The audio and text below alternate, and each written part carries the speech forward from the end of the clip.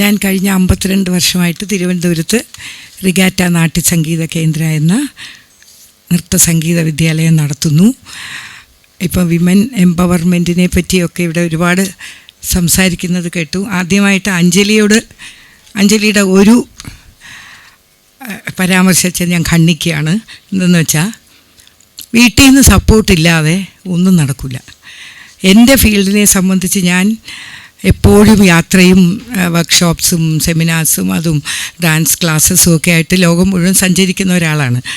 പക്ഷേ ഇവിടെ നാട്ടിൽ തന്നെ നമ്മൾ പരിപാടികൾ കഴിഞ്ഞ് വീട്ടിൽ വരുമ്പോൾ ഭർത്താവോ അച്ഛനോ ഒക്കെ മുഖം വീർപ്പിച്ചിരുന്നാൽ, നാളെ ഇനി വീണ്ടും പോകണമല്ലോ എന്ന് പറയണമല്ലോ എന്ന് വിചാരിക്കുമ്പോൾ, തീർച്ചയായിട്ടും അഞ്ജലി പറഞ്ഞ പോലെ നമ്മൾ സ്വയം വിചാരിച്ചാലേ നമ്മൾ മുന്നോട്ട് വരികയുള്ളൂ എന്നുള്ളത് ഒരു മസ്റ്റാണ്. പക്ഷേ സപ്പോർട്ടും കൂടെ കുറച്ച് വേണം. പിന്നെ എന്നെ സംബന്ധിച്ച് പറയുകയാണെങ്കിൽ, ഞാൻ ഇന്ന് ഈ നിലയിൽ നിൽക്കുന്ന എൻ്റെ വീട്ടിൽ എല്ലാവരും അധ്യാപകരും ഡോക്ടേഴ്സും ഒക്കെയാണ്. ഞാൻ മാത്രമാണ്, എൻ്റെ അമ്മയും മക്കളുമാണ് ഇതിൽ നിന്ന് വ്യത്യസ്തമായ ഒരു ഫീൽഡിൽ. എൻ്റെ ബ്രദർ ഡോക്ടർ വേണുഗോപാൽ കാർഡിയോളജി, എൻ്റെ അമ്മയുടെ ബ്രദർ ഡോക്ടർ സിയ സോമൻ, അപ്പൂപ്പൻ ഇവിടെ യൂണിവേഴ്സിറ്റി കോളേജിലെ പ്രിൻസിപ്പൽ, എല്ലാവരും അധ്യാപകരും ഒക്കെയാണ്.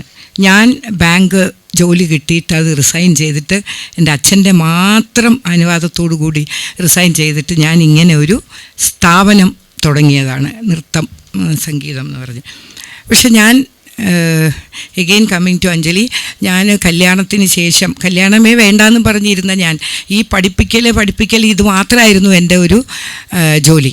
അപ്പോൾ ഞാൻ സ്കൂളിൽ പഠിപ്പിക്കുമ്പോൾ പോലും എൻ്റെ താഴ്ന്ന ക്ലാസ്സിലുള്ള കുട്ടികളെ ഞാൻ എടുത്ത് പഠിപ്പിച്ച് സ്കൂൾ ഡേക്കും കോട്ടൺ ഹില്ല് ഒക്കെ പഠിപ്പിക്കുകയും, അന്നേ എന്നിലൊരു അധ്യാപികയാണ് ഉണ്ടായിരുന്നത്, മോർ ദാൻ എ പെർഫോമർ. എന്തെന്ന് വെച്ചാൽ, ഞാൻ സ്വയം തീരുമാനിച്ചു നാട്യശാസ്ത്രവും അഭിനയദർപ്പണവും ഒക്കെ നന്നായിട്ട് പഠിച്ചിരുന്നു. ഞാൻ ചെറുതിലെ തീരെ മെലിഞ്ഞിട്ട് നാട്യം നർത്തകി എന്നുള്ള ഒരു സങ്കല്പത്തിന് ഒട്ടും പറ്റാത്ത ഒരാളാണെന്ന് ഞാൻ സ്വയം തീരുമാനിച്ചു.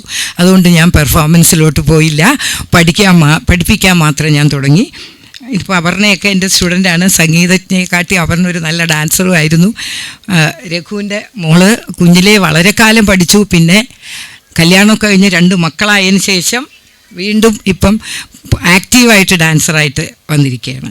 അപ്പോൾ എന്നെ സംബന്ധിച്ച് ഞാൻ ഒരുപാട് ചലഞ്ച്, വീട്ടിലെല്ലാവരും ഇങ്ങനെ വിദ്യാഭ്യാസപരമായിട്ട് വളരെ, ഇന്നത്തെ എൻ്റെ മകളുടെയൊക്കെ ജനറേഷനിൽ 9 ഡോക്ടേഴ്സ് ഉണ്ട് എൻ്റെ വീട്ടിൽ. പക്ഷേ എൻ്റെ മോളൊരു ഡാൻസറാണ്, പിന്നെ PhD ചെയ്തുകൊണ്ടിരിക്കുന്നു ഇപ്പോൾ. പക്ഷേ സുകന്യ പറഞ്ഞ പോലെ IAS പോയി വേണമെങ്കിൽ മനസ്സ് വെച്ചാൽ നേടാൻ പറ്റുമായിരുന്നു. പക്ഷേ അവളുടെ ഗുരു പത്മഭൂഷൺ ധനഞ്ജയൻസ് അവളെ ഉപദേശിച്ചു, നീ ഇതൊക്കെ കിട്ടിപ്പോയി കഴിഞ്ഞാൽ ദൈവം നിനക്ക് തന്ന ഈ വാസന എവിടെ പോകും, വേണ്ട, അപ്പം നിർത്തി. അതാണ് പിന്നെ പോവാത്തെ. അപ്പോൾ അങ്ങനെ ഒരുപാട് പേരുടെ എതിർപ്പ് എന്ന് വെച്ചാൽ, ഇവളുടെ ഫീൽഡ് എന്തോന്നാണ് ഡാൻസ്, ഇതെന്തോന്നാണ്, ഇത് കുടുംബത്തിൽ പറഞ്ഞവർക്ക് പറ്റില്ല എന്നാണല്ലോ. എനിക്ക് 72 വയസ്സായി അന്നത്തെ കാലത്ത്. പക്ഷെ ഞാൻ വിട്ടില്ല, only because of the support of my father. അച്ഛൻ മാത്രം എൻ്റെ കൂടെ നിന്നു, എൻ്റെ ഇഷ്ടത്തിന് വിട്ടു. പിന്നെ കല്യാണത്തിന് സമ്മതിച്ചത് തന്നെ എൻ്റെ സിസ്റ്റർ ഇൻ ലോ ചെന്നൈയിലാണെന്നുള്ള ഒറ്റ ക്ലോസ് കൊണ്ടാണ് ഞാൻ സമ്മതിച്ചത്. അവിടെ പോയി 78 മുതൽ 86 വരെ എൻ്റെ ഹസ്ബൻഡ് എന്നെ മദ്രാസിൽ താമസിക്കാൻ അനുവദിച്ചു. 8 കൊല്ലം അവിടെ ഡാൻസ് കൂടുതൽ പഠിക്കണം എന്ന് തോന്നി പഠിച്ചു. ഇന്ന് എനിക്ക് ആ ജോലി രാജിവെച്ചതിൽ, ഞാനൊരു ഓഫീസറായിരുന്നു ബാങ്കിൽ, അതിലൊന്നും എനിക്ക് ഇന്ന് സങ്കടമില്ല. എന്തെന്ന് വെച്ചാൽ, ഇന്ന് എനിക്ക് കാശ്മീർ ടു കന്യാകുമാരി റിഗാറ്റ എന്നും ഗിരിജ ടീച്ചർ എന്ന് പറഞ്ഞാൽ എല്ലാവർക്കും അറിയാം. ഇന്ന് കാണുന്ന ഒരുപാട് കലാതിലകങ്ങളെ, മേത്തിൽ ദേവിക, നീന പ്രസാദ്, ഗോപിക വർമ്മ തുടങ്ങി ഇന്ന് കേരളത്തിൻ്റെ അഭിമാനമായി നിൽക്കുന്ന എല്ലാ നർത്തകരുടെയും ആദ്യത്തെ എൻ്റെ സ്ഥാപനത്തിൽ നിന്ന് പുറത്തിറങ്ങിയവരാണ്. അപ്പോൾ ദൃഢമായി നമ്മൾ വിചാരിക്കുന്നു, ഞാൻ ഈ ഫീൽഡിൽ ഇന്ന സ്ഥലത്ത് ഞാൻ എത്തും. ഇന്ന് എന്നെ കുറച്ച് ആയ കാലത്ത് ഒരു 10-20 വയസ്സിലൊക്കെ വേറെ ജോലിയില്ലേ, ഇതിനൊക്കെ ഇത്രയും നല്ലൊരു ജോലി കിട്ടിയിട്ട് ഇങ്ങനെ ഒരു ചില വാക്കുകൾ തന്നെ നമുക്ക് പറയാൻ പറ്റില്ല. അങ്ങനെ പറഞ്ഞവരെയൊക്കെ അത് എനിക്കും ഒരു കാലം വരുമെന്ന് നിശ്ചയിച്ചുകൊണ്ട് ഞാനിന്ന് ലോകത്ത് പോകാത്ത രാജ്യങ്ങളുമില്ല, എൻ്റെ ശിഷ്യരില്ലാത്ത രാജ്യങ്ങളുമില്ല ലോകത്ത്. അത്രയ്ക്ക് ഐ ആം ഫുള്ളി സാറ്റിസ്ഫൈഡ്. അത്രയും കഠിനാധ്വാനം ചെയ്ത് ഈ 72ാമത്തെ വയസ്സിൽ എനിക്ക് ട്രിവാൻഡ്രത്ത് തന്നെ 6 ബ്രാഞ്ചസ് ഉണ്ട്, മോർ ദാൻ 1000 സ്റ്റുഡൻസ് ഉണ്ട് എനിക്കിപ്പോൾ തന്നെ. 25 ടീച്ചിങ് സ്റ്റാഫുണ്ട്. പിന്നെ ഒരു കാര്യം എനിക്ക് നൃത്തം എന്ന് പറയുന്നത് വളരെ എക്സ്പെൻസീവ് ആയിട്ടുള്ള ഒരു ഫീൽഡാണ്. പക്ഷേ പൈസ ഇല്ലാത്തത്, സാമ്പത്തികം ഇല്ലാത്തത് കൊണ്ട് ഇത് പഠിക്കാൻ പറ്റുകയില്ല എന്ന് ആ ഒരു വിചാരത്തെ മാറ്റിമറിച്ച് 30% പിള്ളേർ എൻ്റെ സ്ഥാപനത്തിൽ ഫ്രീ ആയിട്ട് പഠിക്കുന്നവരാണ്. അവരെല്ലാവരും അങ്ങനെ പഠിച്ചവർ മാത്രമാണ് എൻ്റെ സ്റ്റാഫ്. എൻ്റെ സ്റ്റാഫ് എൻ്റെ കീഴിൽ 8 കൊല്ലത്തെ ടീച്ചിങ്ങും 2 കൊല്ലത്തെ 8 കൊല്ലത്തെ പഠനവും 2 കൊല്ലത്തെ ടീച്ചിങ് പ്രാക്ടീസും കഴിഞ്ഞ് അധ്യാപകരായിട്ട് എല്ലാവരും നന്നായി ജീവിക്കുന്നു. ഇപ്പം നമ്മുടെ നാട്ടിൽ മെഡിസിൻ, എൻജിനീയറിങ് അല്ലെങ്കിൽ അങ്ങനത്തെ ഒരു കോഴ്സിനാണല്ലോ രക്ഷകർത്താക്കളും ഒക്കെ പ്രാധാന്യം കൊടുക്കുന്നത്.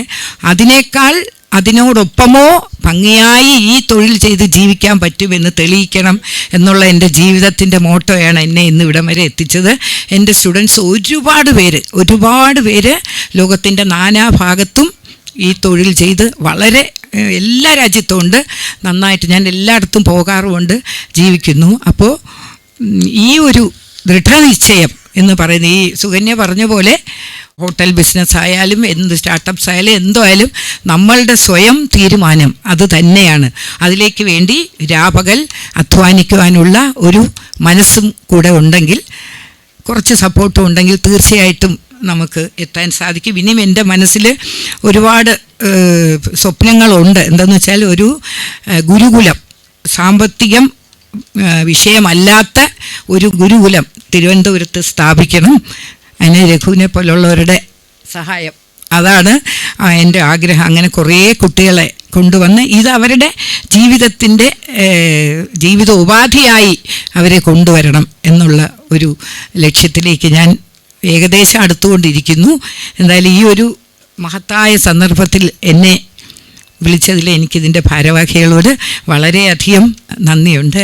Thank you one and all.